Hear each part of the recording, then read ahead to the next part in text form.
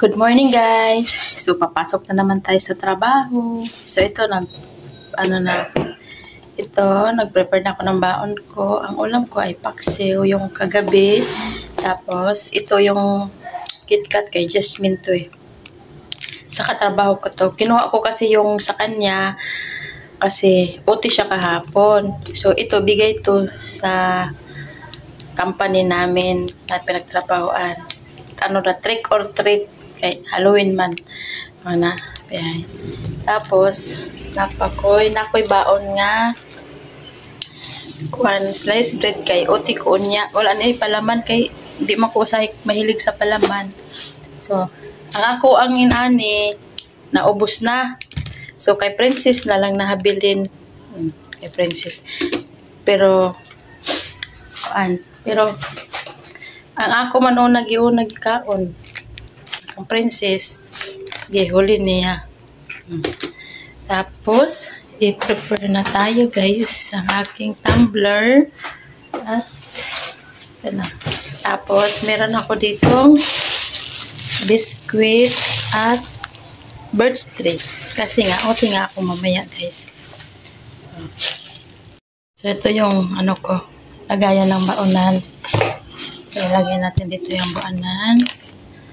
Tapos dito lagayan to ng kutsara ko. Tapos tumbler. Tapos dito ko lalagay ang aking mga pagkain na para mamaya sa OT. At ito ang lagayan ng aking mga toothbrush, suklay, mga personal na gamit. Ito ko nilalagay. Kukunin ko dito ang aking, ito yung payong namin, pang extra na payong. Agoy, nahulog pa. Ay, natumba. At dito kukunin ko ang ballpen. Ito may mga correction tape kami guys kasi kailangan namin to sa trabaho. At ito marami akong ballpen kasi ang ballpen namin lagi nauubos. Kasi nga, kailangan nga kasi sa trabaho yung kasi araw-araw pa naman ballpen ang gamit namin. So ito guys, bili ako. Ito yung ballpen ko na ginagamit. So kukuha ko dito ng isa. So ayan po guys ang lagayan ng gamit kong plastic lang.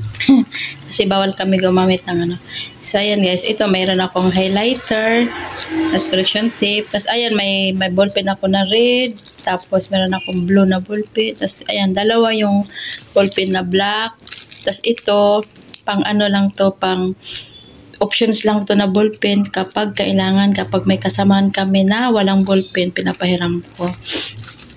So kailangan namin sa trabaho guys.